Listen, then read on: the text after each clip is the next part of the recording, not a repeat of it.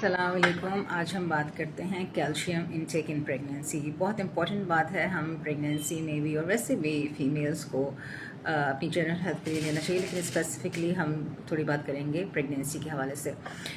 हम यूजुअली देखते हैं, मैं खुद भी, कि जी हम प्रेस्क्राइब करते हैं कैल्शियम वंस डेली। अच्छा, मैं अब इस पे पढ़ रही थी तो बहुत सारी चीज़ें जो हैं वो WHO ने रिसेंटली कहा है कि आपकी जो प्रेगनेंसी है उसमें 1.5 to 2 gram per day divided into 2 to 3 doses आपने देनी है, या 2 टैबलेट्स। और प्री एक्लेम्शिया की प्रिवेंशन रिडक्शन के लिए भी जो है वो ट्वाइस कैल्शियम 2 टैबलेट कैल्शियम जो है वो वंस ले लें, या ट्वाइस डेली डिवाइडेड डोजेज़ में दे दें एज कन्वीनियंट। तो उसमें बहुत सारी चीज़ें हैं। दो फॉर्म्स में हमारे पास कैल्शियम टैबलेट्स होती हैं। तो कार्बोनेट फॉर्म में calcium carbonate, calcium citrate. Calcium carbonate जो है वो विद मील्स लेनी चाहिए, खाने के साथ लेनी चाहिए, विद फूड लेनी चाहिए, क्योंकि उसके डिज़ोल्व होने में और ये एब्जॉर्ब होने में गैस्ट्रिक एसिड चाहिए हमें। और वो जब भी प्रोड्यूस होगा जब हम खाना खाएंगे, फिर फूड खाएंगे या स्नैक के साथ, जिससे भी आपका गैस्ट्रिक एसिड प्रोड्यूस होगा ड्यूरिंग फूड डाइजेशन के लिए, तो उसमें वो कैल्शियम कार्बोनेट आइए। अगर हमारे पास कैल्शियम सिट्रेट है, उसको आप विद और विदाउट फूड ले सकते हैं। उसमें गैस्ट्रिक एसिड की ज़रूरत नहीं कि उसकी डिज़ोल्व हो। अच्छा, सिम्टम्स कभी मेरे पास, चाहे वो प्रेग्नेंट हो या नॉन प्रेग्नेंट हो, पेशेंट के जब सिम्टम्स होते हैं, क्या होते हैं? कैल्शियम डेफिशिएंसी के सिम्टम्स होते हैं। मसल्स क्रैम्प, सबसे ज़्यादा मसल्स क्रैम्प होते हैं कि आपकी कैल्शियम डेफिशिएंसी हो रही है। हर चीज़ में आपका कैल्शियम चाहिए। जो सिम्टम्स होते हैं वो मसल क्रैम्प्स होते हैं, लेग्स क्रैम्प्स होते हैं, एब्डोमिनल मसल क्रैम्प्स होते हैं, ठीक है। और उसके बाद जो टिंगलिंग और नबनेस, ठीक है, सुन हो जाना, ये अक्सर पेशेंट कहते हैं कि जी हर चीज़ सुन हो गई है, हाथ पैर भी सुन हो रहे हैं, ये हो रहा है। तो ये कैल्शियम की डिक्रीज इनटेक है। विद विटामिन D3 भी उसके साथ होता है। अभी हम कैल्शियम पे बात करें। और इस चीज़ को लोग जनाब पता नहीं क्या हो रहा है, और ये हो रहा है और वो हो रहा है, सिंपल सी चीज़ें होती हैं। और दूसरा बोन फ्रैक्चर, जो ऑस्टियोपोरोसिस, बोन कमज़ोर होना शुरू होती है। आपकी बॉडी का लेवल, सीरियम कैल्शियम लेवल के लिए बॉडी जो है ना हर तरह से ढूंढेगी। अगर आप इंटेक नहीं ले रहे होंगे तो ढूंढेगी कि कहाँ पे ये चीज़ रखी है, तो वो बोन से निकालेगी। जब वो बोन से निकालेगी तो बोन्स क्या होंगी? नर्म हो जाएंगी, ऑस्टियोपोरोसिस हो जाएगी, कमज़ोर हो जाएंगी, और बोन फ्रैक्चर्स हो जाएंगे, ठीक है। और छोटी सी भी चीज़ से भी, छोटे से भी ट्रॉमा से भी वो बोन फ्रैक्चर्स हो जाएंगे। तो इसके लिए आपका कैल्शियम इंटेक लेना ज़रूरी है। कैल्शियम कोई भी प्रिस्क्राइब करता है, कुछ भी देखता है, आप देखें कि उसमें मिलीग्राम्स या ग्राम्स कितने हैं, ठीक है। 1 ग्राम या 1000 मिलीग्राम जो है वो रिकमेंडेड है डेली डोज के लिए। लेकिन जब प्रेगनेंसी में आपकी रिक्वायरमेंट ज़्यादा होती है तो 1.5 to 2 ग्राम्स जो है वो रिकमेंडेड है, यानी 2 to 3 टाइम्स पर डेली आपने ये कैल्शियम टैबलेट्स लेनी हैं, ठीक है। और फर्स्ट ट्राइमेस्टर में रिक्वायरमेंट कम है, सेकेंड ट्राइमेस्टर और क्रिटिकल रिक्वायरमेंट थर्ड ट्राइमेस्टर में, यानी आखिरी प्रेगनेंसी के दिनों में है। अच्छा, इसी तरह जो है ना, आपने कैल्शियम लेना आयरन के साथ नहीं लेना। जब आपने आयरन की टैबलेट लेनी, उसके 2 घंटे के बाद आप कैल्शियम ले सकते हैं। नहीं तो ना आयरन एब्जॉर्ब होगा ना कैल्शियम एब्जॉर्ब होगा। लेना या ना लेना बराबर ही है। अच्छा, फिर बात करते हैं कि कैल्शियम की एब्जॉर्प्शन कौन सी चीज़ कम करती है। तो कैल्शियम की एब्जॉर्प्शन जो है वो ऑक्सलेट और फाइटेट्स ये कम करते हैं। ऑक्सलेट ज़्यादा रिच होती हैं स्पेनिश में, और फाइटेट होता है होल ग्रेन्स में, ठीक है, पूरे आटे में जो होता है वो होल ग्रेन्स में। तो इसमें ये जो आपका होता है ये कैल्शियम की एब्जॉर्प्शन को कम करता है। बहुत सारी सिंपल सी चीज़ें हैं, हम भूल जाते हैं।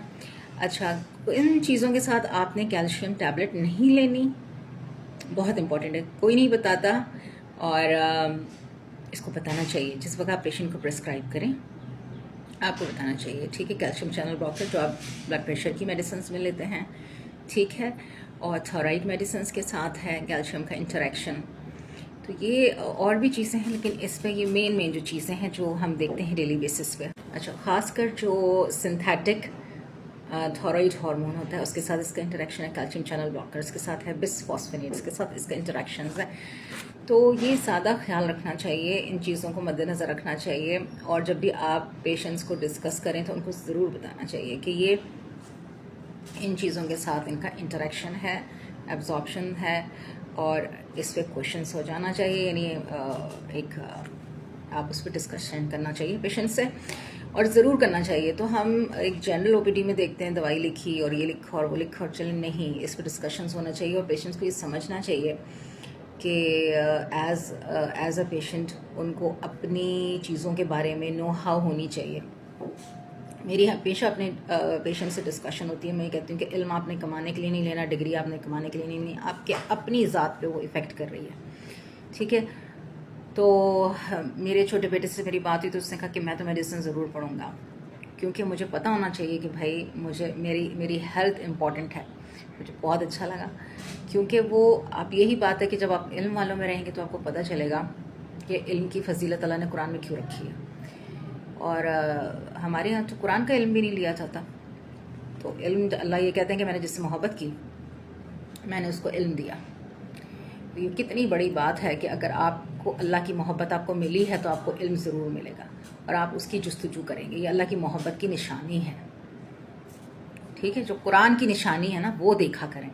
तो ये कितना इम्पॉर्टेंट एक चीज़ है जो हम डेली बेसिस पे देख रहे होते हैं, हर जगह देख रहे होते हैं। आयरन की भी बात करूंगी। अभी सैडली मुझे एक पेशेंट के मैसेज आया जिसको आयरन डेफिशिएंसी की वजह से बहुत सारी चीज़ें हुई और बहुत सारी चीज़ें चल भी रही थी उससे, लेकिन ना वो रिव्यू करने आते हैं, ना उस चीज़ को फॉलो करते हैं जिसमें हम फॉलो करते हैं, जिसमें हम उनको इन्वेस्टिगेशंस लिख के देखते हैं, वो उस पर कंप्लाइंट ही नहीं होते। जो हम उनको मेडिसिन देते हैं उस पर कंप्लाइंट ही नहीं होते कि जी 80 ने भी बच्चे पैदा किए हैं तो हमने तो कुछ नहीं खाया। हर इंडिविजुअल अलग होता है। फिर जब कॉम्प्लिकेशंस लेके आते हैं तो फिर उन 80 ने भी बच्चे पैदा किए होते हैं तो उन अम्मा जी से पूछा जाता है कि अब 80 तो सी क्या करोगे इसके साथ, तो वो हम पे कह देते कि नहीं जनाब, डॉक्टर को तो सारा पता था। तो ये जो वीक पर्सनालिटीज़ होती है ना, ये इनके ऊपर आप कैसे रिलाई कर सकते हैं? ठीक है, इज्जत अपनी जगह, but how do you rely on them कि आपने अपने आप को उनको पकड़ा दिया, अपने बच्चे को उनको पकड़ा दिया और उसके बाद जब बच्चे में सारी कॉम्प्लिकेशन हो गई, अब आप डॉक्टर के सामने रो रहे हैं।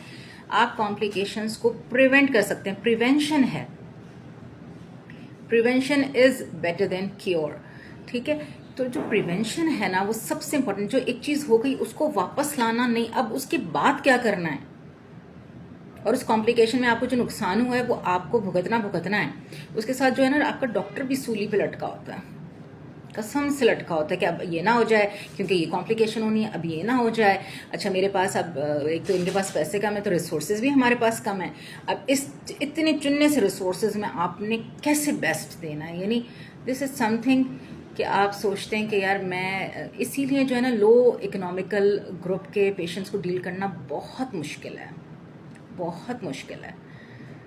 फिर आप यही कहते हैं कि फिर आप गवर्नमेंट सेटअप्स में जाएं और उधर जाएं, क्योंकि अब आपने इतनी और बता रहे होते हैं, उनको बता रहे होते हैं कि ये हो जाएगा, ये हो जाएगा, ये हो जाएगा, लेकिन जो ऊपर के उनके लोग हैं कि कुछ नहीं होता सी। अब बहुत सारे मैं ऐसे लोगों को देखती हूँ कि जब वो कॉम्प्लिकेशन करा के आ जाते हैं तो अब इसको ठीक कर दो, तो सीधी बात मैं अब उनको ये कहती हूँ कि ये ठीक नहीं हो सकता, ये ऐसे ही है, हम इसको 10% 20%, ये बहुत इंपॉर्टेंट, इसलिए पढ़ना ज़रूरी कि गाइडलाइन में जो एग्जैक्टली है वो क्या है।